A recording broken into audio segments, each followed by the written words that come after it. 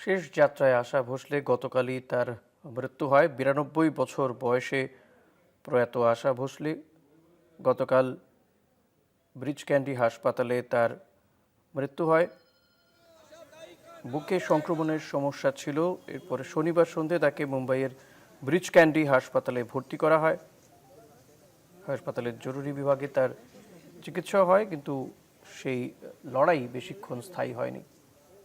রবিবার সকালেই জীবনাবসান হয় প্রবাদ প্রতিম এই সঙ্গীত শিল্পীর। 40-এর দশকে তার কর্মজীবন শুরু।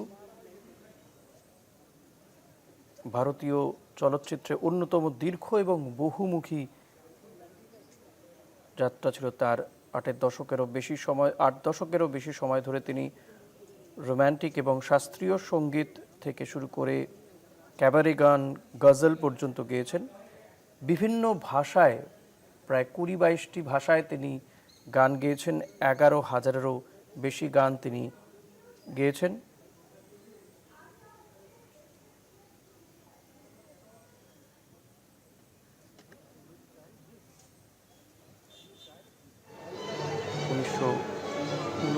সালে মাত্র 16 বছর বয়সে গণপতরাও ভোঁসলের সঙ্গে বিয়ে হয়েছিল আশা ভোঁসলের। পরবর্তী জীবনে তিনি তার সহযোগী ও সুরকার আর.ডি. বর্মনকে বিয়ে করেন। আর.ডি. বর্মনের সুরে কালজয়ী সব গানে কণ্ঠ দিয়েছেন আশা ভোঁসলে। বাংলা, হিন্দি সহ প্রায় 22টি ভাষায় 11,000-এরও বেশি গান গেয়েছেন আশা ভোসলে।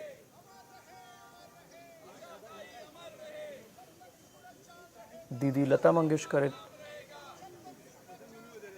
ছায়ায় হারিয়ে না গিয়ে নিজেকে স্বতন্ত্র একজন শিল্পী হিসেবে তুলে ধরেন আশা ভোসলে।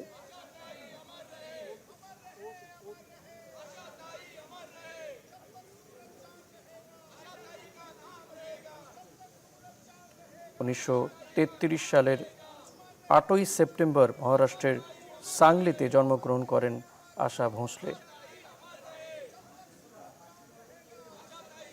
লতা মঙ্গেশকরের মতোই বাবা দীননাথ মঙ্গেশকরের হাত ধরে সঙ্গীতের শিক্ষালাভ শুরু করেন।